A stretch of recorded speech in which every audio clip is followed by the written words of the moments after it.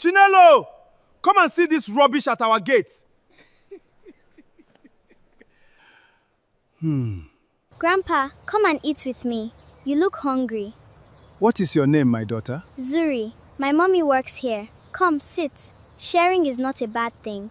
3 well-dressed children walked past the trembling beggar at the family gate, laughing. "Get away before we call security."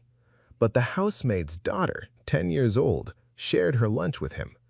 What none of them knew was that this beggar had signed a will that morning, and he was watching everything. To understand how a rich man ended up begging at his own gate, we have to go back 1 week to the day the doctor told Chief Obina his heart was failing. He sat in the hospital chair in Lagos, a big man in a fine agbada, and the doctor's words landed like cold water down his back. His hands, heavy with gold rings, began to shake. For 40 years he had built factories, bought land, filled bank accounts, and now a young doctor was telling him that all of it could not buy him more time. But that was not the thing that broke him that afternoon. The thing that broke him was what he heard in the corridor. His 3 grown children did not know he was awake. Through the half-open door, he heard his eldest son, Tunde, speaking on the phone in a low, careless voice. "The old man won't last long. Once he goes, the house and the factories are mine. I'll handle Chinelo and Kofi." Chief Obina's throat went dry. His own son was already sharing his body before it was even cold. And in that moment, a terrible question entered the old man's mind. Did any of his children actually love him, or only his money? That night he could not sleep. He walked through his great mansion in the quiet dark, past the marble floors and the golden chandeliers, and he felt like a stranger in his own life. He remembered a boy he used to be, poor and barefoot, selling oranges in the market. Somewhere along the way, he had become a man his children feared but did not love. So he made a decision that everyone would later call madness. He would find out the truth with his own eyes, not as Chief Obina, the billionaire, but as a nobody. What he did not yet know was that this decision would tear the mask off every person he trusted. Early the next morning, before the househelp woke, he went into the old servants' quarters and took a set of torn, dusty clothes. He rubbed ash on his face and neck. He left his rings, his gold watch, his phone, everything, locked in his study. Then he walked out through the back fence like a thief leaving his own kingdom. Only one person saw him go. Musa, the gruff old gateman who narrowed his eyes but said nothing. Remember Musa. He will matter more than anyone in this story. For 6 days, Chief Obina lived among the forgotten people of the city. He slept under a bridge near the market. He learned what it felt like to be invisible, to be waved away, to have people cover their noses when he passed. But he also learned something that shocked him. It was the poorest people, the ones with almost nothing, who shared their food with him. A woman roasting corn gave him one for free. A young bus conductor pressed 100 naira into his palm. And slowly, a hard truth grew in the old man's chest, that maybe he had spent his whole life kneeling to the wrong gods. But the real test was still waiting for him. The real test was at his own gate. On the 7th day, thin and weak and truly hungry now, he walked back to his own street in the rich neighborhood. His grand white mansion rose behind its tall black gates. His heart pounded as he shuffled towards the home he had built with his own sweat. It was a Saturday, and his 3 children's cars were parked in the compound. He gripped the gate bars with trembling hands and called out in a cracked voice, "Please, please, I am hungry, just a little food." And what happened next is something he would never, ever forget. The first to come out was Tunde, his eldest, dressed in a crisp white caftan, phone in hand. He looked at the beggar with pure disgust, his lip curling.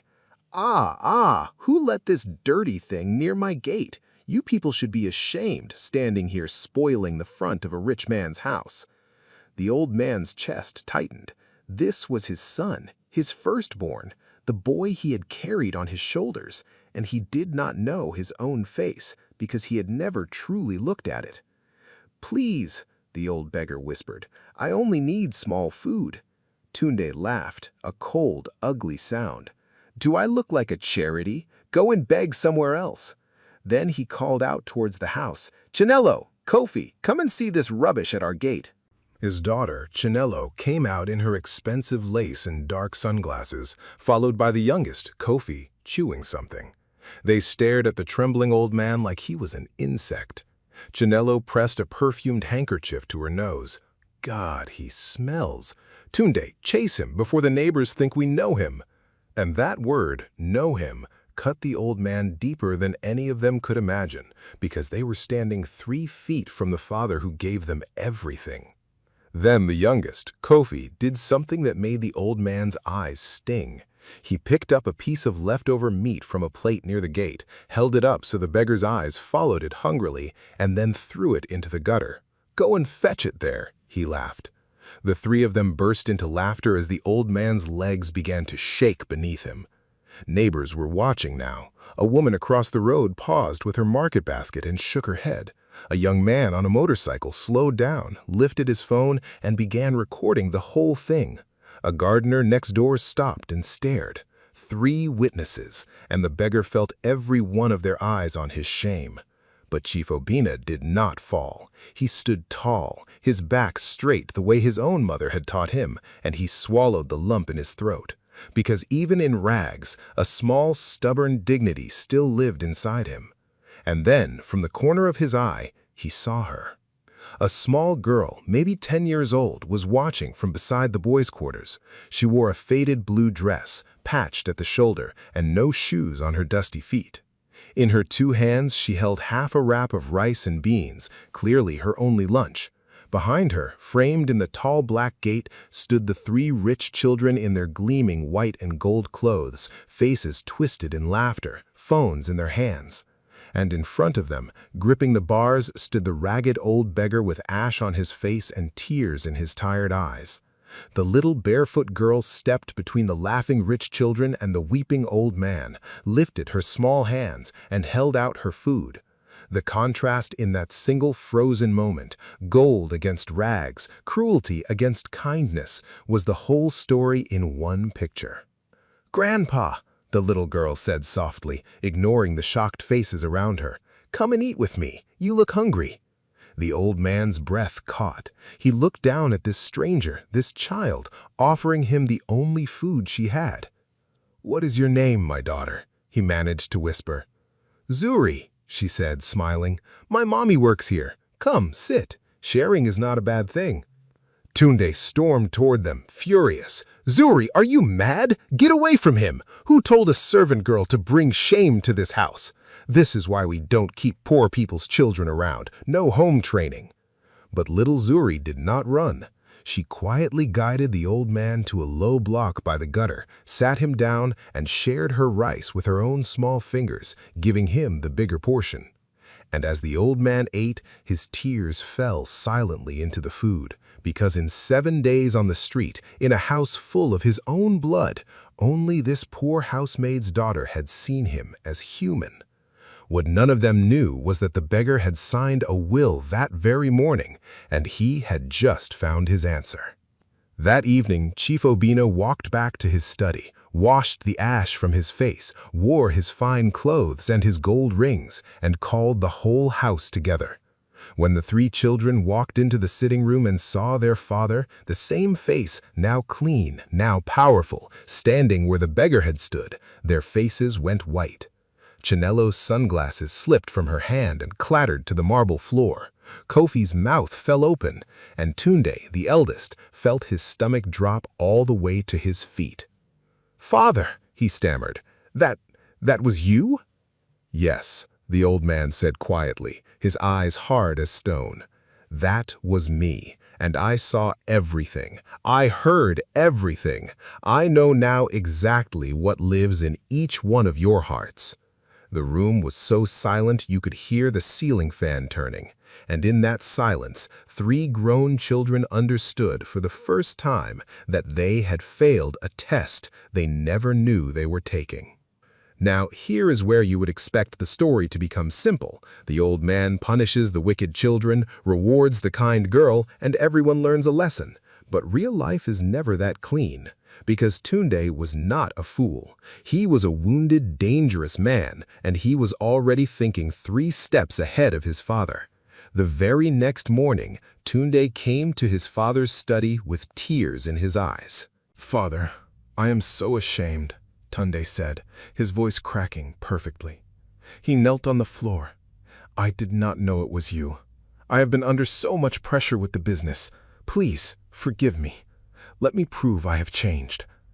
He wept into his hands, and he wept so well that the old man's tired heart began to soften.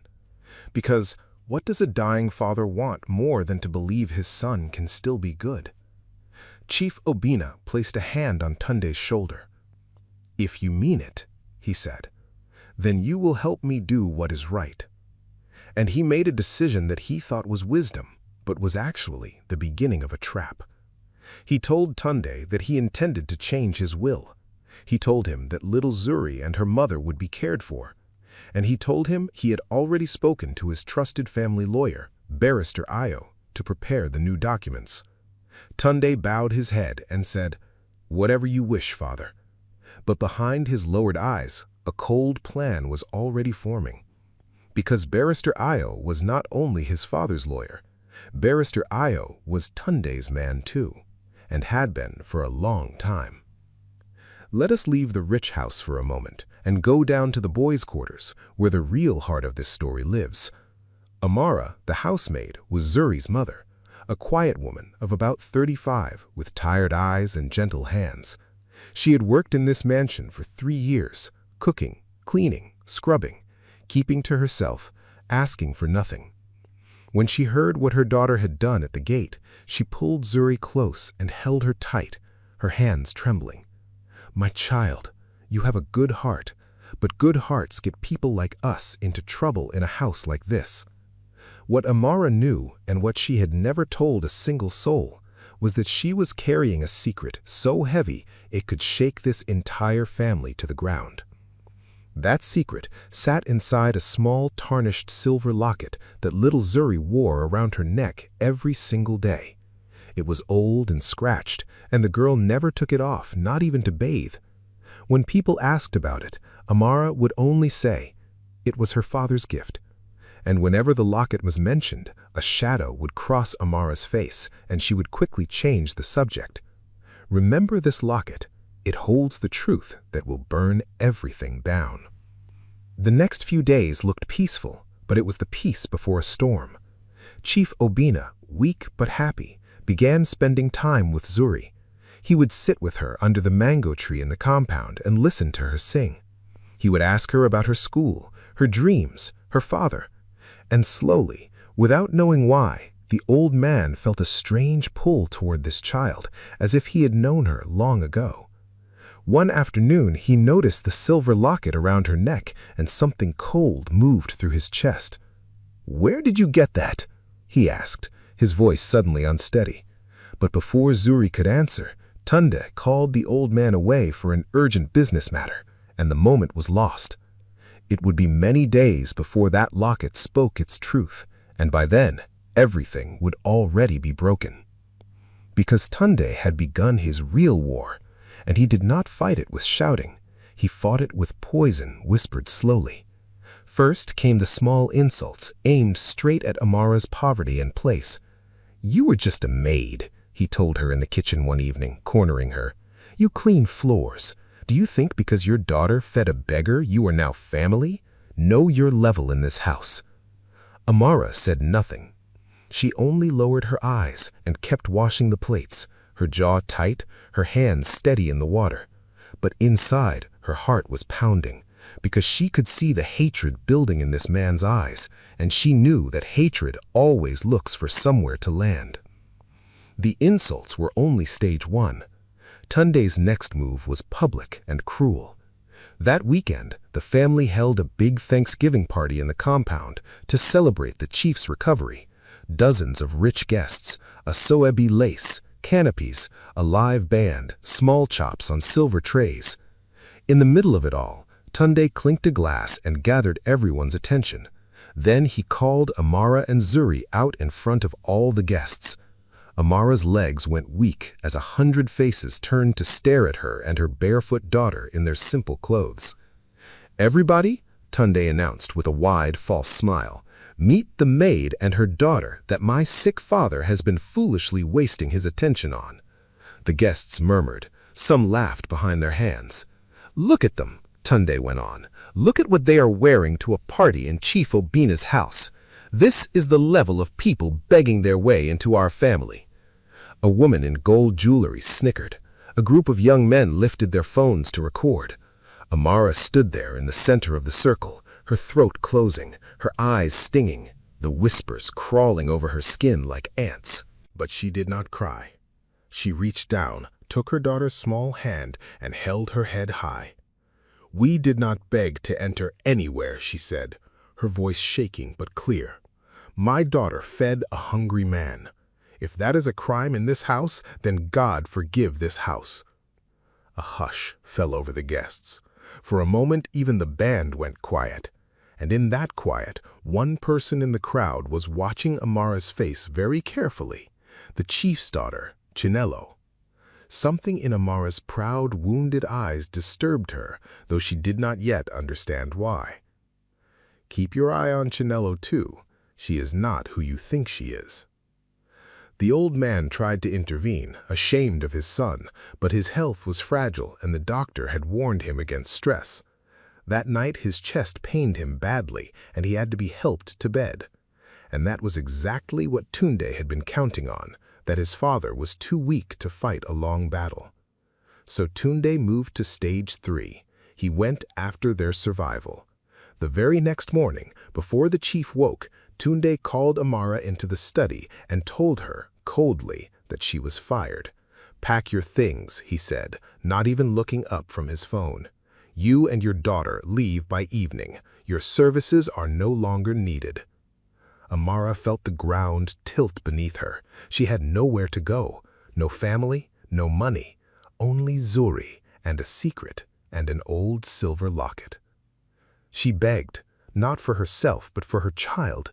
"Please, my daughter is in school here. Please, just give me time." Tunde finally looked up, and his eyes were empty.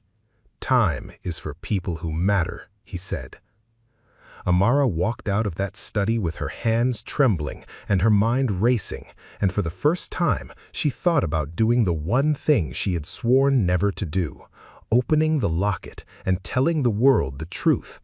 But she was afraid, because the truth in that locket could either save her daughter or destroy her completely. She did not get the chance to decide, because Tunde struck again, harder and lower than before. Stage 4, he attacked her name. When Amara went to the chief to plead her case, she found the old man cold and turned away from her. Tunde had gotten there first. He had told his father and shown him proof that Amara had been stealing money and jewelry from the house for years. He had planted an expensive gold bracelet inside Amara's small box in the servants' quarters, then discovered it in front of witnesses. "You see the kind of people you were pitying, father?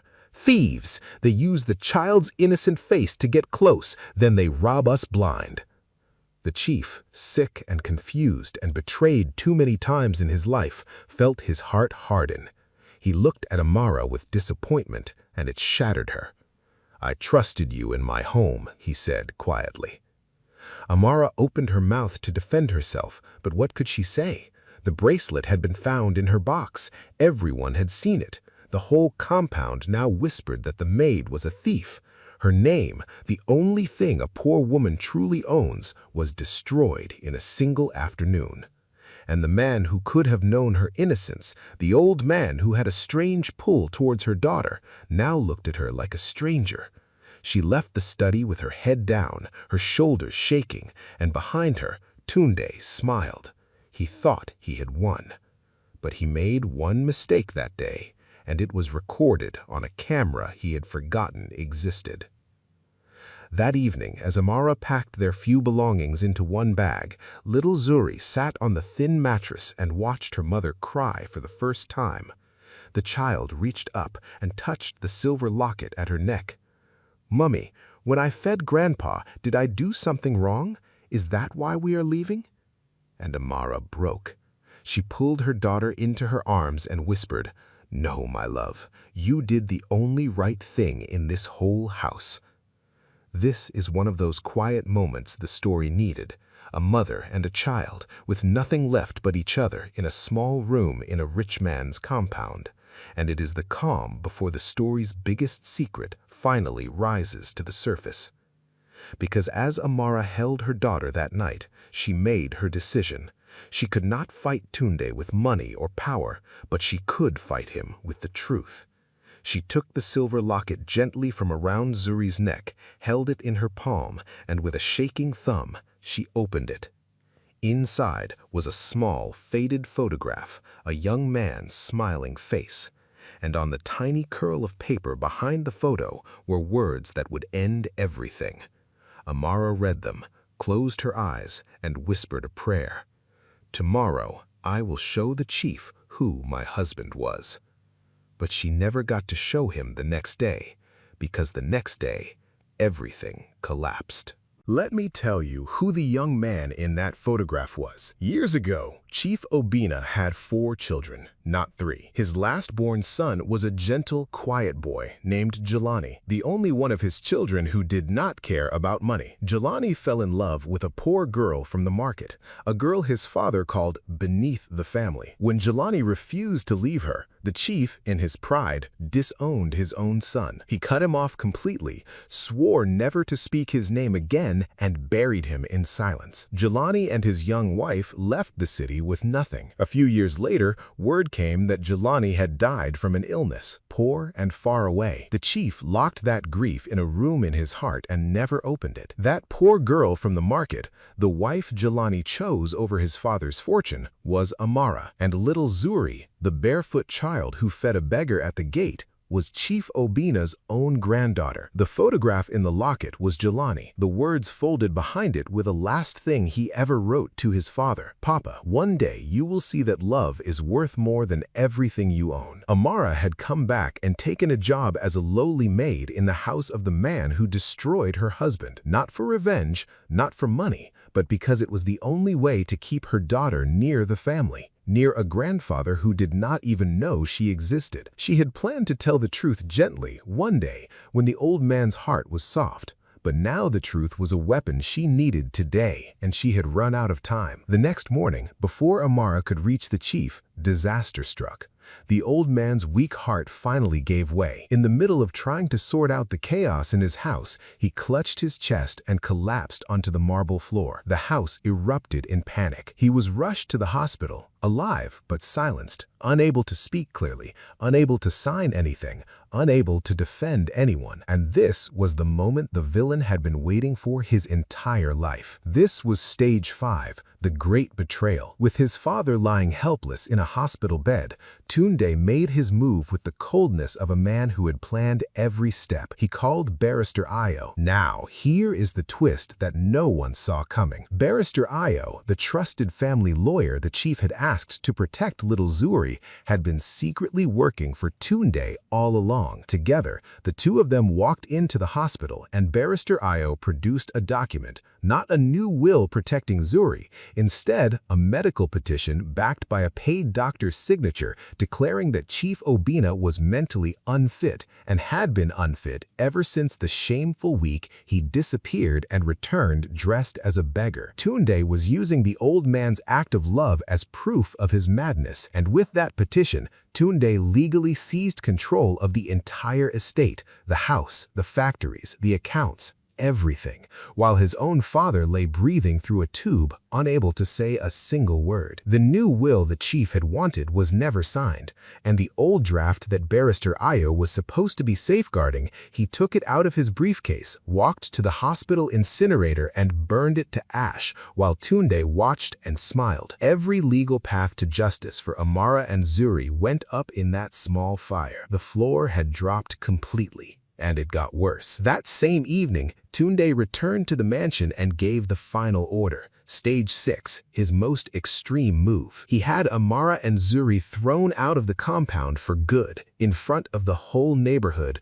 with the false story that they were the thieves who had stressed the poor chief into his sickbed. The gate opened, and Amara walked out into the dusk with a single bag on her shoulder and her daughter's hand in hers. High above them, on the balcony of the great house, Tunde stood with a glass in his hand, watching them go, victorious. Little Zuri looked back at the only home she had ever known and asked, "Mommy, where will we sleep tonight?" And Amara, with no answer, could only hold her tighter. At that moment, every viewer would believe the same thing, that the wicked had won and the innocent had lost everything. But someone had been watching from the shadows by the gate, someone the rich family had ignored for 30 years, old Musa, the gate man. Musa was not just any gateman. He had worked for Chief Obina for over 30 years, long enough to have known a gentle boy named Jelani, and long enough to remember the poor girl that boy had loved. When Musa looked at Amara's face on the day she first came to the house begging for a maid's job, he had recognized her at once. He had said nothing. He had simply watched and waited, and protected them quietly in his own small way. And Musa knew one more thing that Tunde had completely forgotten. Musa was the man who maintained every security camera in that compound, every single one, including the small camera above the gate and the old camera in the corridor outside the study. While Amara and Zuri sat that night in a small roadside church where a kind pastor had given them a bench to sleep on, old Musa was quietly copying 7 days of camera footage onto a small memory card with his shaking, wrinkled hands. He had it all. He had Tunde and the others laughing at the beggar and throwing meat into the gutter. He had the moment little Zuri fed her grandfather. He had Tunde sneaking into the servants' quarters to plant the gold bracelet in Amara's box. And most important of all, he had captured Tunde and Barrister Ayo standing in the corridor discussing the fake mentally unfit petition and laughing about burning the old man's will. Everything the villain thought he had hidden, the forgotten old gateman had recorded. But footage alone was not enough. They still needed the one thing Tunde had destroyed, the will itself, and that, everyone believed, was already ashes. That is where the second person nobody suspected stepped forward. Chinelo, the daughter. Remember her disturbed face at the party? For days, something had been eating at her. She was vain and cruel, yes, but she was not a murderer of the truth. And then she overheard Tunde on the phone, laughing to Barrister Ayo about how once everything settled, he would push Chinelo and Kofi out too and keep the entire fortune for himself. In that instant, Chinelo understood that she had helped a snake and that the snake would eat her next. Her face went cold. Her hands began to shake, and she remembered something her father had done that no one else knew about. On the night of the Thanksgiving party, before he collapsed, the old man had not fully trusted Barrister Ayo. Something in his gut warned him, so he had quietly made a second signed copy of his new will, the real one, naming Zuri and Amara, and he had pressed it secretly into Chinelo's hands, saying, "Keep this, tell no one. If anything happens to me, you will know what to do." Tunde thought he had burned the only copy. He never knew a second one existed, sitting in his own sister's handbag the entire time. And now Chinelo held in her hands the power to destroy her brother, or to stay silent and keep her share of the stolen fortune. For 3 days she said nothing, and the temptation nearly won. But then she thought of a barefoot little girl sleeping on a church bench, and something long dead inside her finally woke. 3 weeks passed. Against all the doctor's expectations, Chief Obina's heart grew stronger. He began to speak again, then to sit up, then to stand. And the day he was strong enough to demand answers, he learned the full horror of what his son had done in his name, that Amara and Zuri had been branded thieves and thrown into the street, that he had been declared a madman, that his true will was burned. The old man's face went gray. His hands gripped the hospital bed rail so hard his knuckles paled. But he did not shout. He simply said in a low and terrible voice, "Bring me my lawyer, not Io, and find me that woman and that child tonight." What Tunde did not know was that his father, Chinelo, and old Musa were now 3 rivers about to meet. The final scene took place in the grand sitting room of the mansion, and it is the 3rd great cinematic moment of our story. Tunde had gathered the extended family and a few business partners to formally announce that he was now the head of the family and controller of the estate.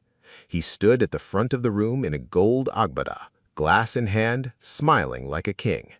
The double doors opened, and in walked Chief Obina, on his feet, dressed in white, alive and clear-eyed, with Amara and little Zuri on either side of him and old Musa behind them. The glass slipped from Tunde's hand and shattered on the marble floor. His face went white, his mouth opened, but no sound came out. "Sit down, my son," the chief said quietly. "Let me show these good people the son I raised." Tunde forced a laugh, though his hands had begun to tremble. "Father, you are not well. The doctors said—" "The doctors," the old man cut in, "said what your money told them to say." He nodded to Musa. The old gateman connected the small memory card to the large television on the wall, and the room watched in frozen silence as the footage played. They saw the beggar at the gate. They saw Tunde's face twist with disgust and heard his voice say, "Chase him away." They saw Kofi throw the meat into the gutter. Chinelo, watching herself in that footage, covered her mouth with both hands, her eyes filling with tears of shame. Then the footage changed to the corridor, and Tunde's own voice filled the room, plotting with Barrister Io, laughing about burning the will. The business partners stood up. One of them said, God have mercy." Kofi backed away from his brother as though from a fire, and Tunde, the great king of 5 minutes ago, felt his whole world crack beneath his polished shoes. "You forged a doctor's report to call your own father a madman," the chief said, rising to his full height. "You threw an innocent woman and a child into the street and called them thieves. You burned my will." He paused. "But you did not burn the second one." Chinelo stepped forward, her hands shaking, and placed the real signed will on the glass table. "He gave it to me that night, Father," she whispered. "I'm sorry it took me so long to be brave." Tunde spun toward his sister, his face a mask of pure disbelief and rage, but for the first time in the whole story, he had no words, no plan, no move left. His mask had fallen completely, and underneath it was just a frightened, greedy man in an expensive gown. And then came the moment that reframed everything. Chief Obina gently took little Zuri's hand and drew her forward. With trembling fingers, he lifted the small silver locket from around her neck and opened it in front of everyone. He looked at the faded photograph inside, the smiling face of his lost son Jelani, and this proud old billionaire who had never wept in front of a single soul began to cry. "This is my son," he said, his voice breaking. "This is Jelani, the son I threw away because he chose love over my money." He turned to Amara, and his old shoulders shook. "And this is his wife, the woman I insulted, the woman who came back and served in my house in silence just to keep his child near me." Then he looked down at Zuri, the barefoot girl who had fed a starving beggar at this very gate. "And this," he wept, "this is my granddaughter, the only person in this entire family who have the heart my son had. My son was not gone. He was standing at my gate the whole time, in the eyes of this child, and I did not see him." The room dissolved into gasps. Kofi sat down hard, staring at the floor. Chinelo wept openly. Even the business partners lowered their heads. And Tunde understood at last that the servant girl he had spent weeks tormenting was his own blood niece, the true heir his father had been trying to protect. Here is the one moment you almost understand Tunde, because in his broken voice he cried out, "You want to know why, Father? Because you never once said you were proud of me, not once in 40 years. You taught us that only money matters. You disowned your own son over it. I only became the thing you built me to be." And for a heartbeat, the room was silent, because there was truth in it. The old man had been a cold, hard father. But then everyone remembered the barefoot girl on the church bench, the burned will, the false theft, the meat in the gutter, and they understood that a hard childhood may explain a man, but it can never excuse burying your own father alive in lies. Tunde's reasons were real. His actions were still unforgivable. Justice, when it came, did not come as anyone expected. The chief did not scream for the police to drag his son away in that room. He did something quieter and far heavier. He restored the true will in front of every witness, naming Zuri as his primary heir, with her mother Amara as her guardian and the caretaker of the family's charitable foundation. Then he turned to Tunde and Barrister Ayo, and with the recorded footage and forged documents now in the hands of a real lawyer, he stripped them of everything. Every share, every naira, every title.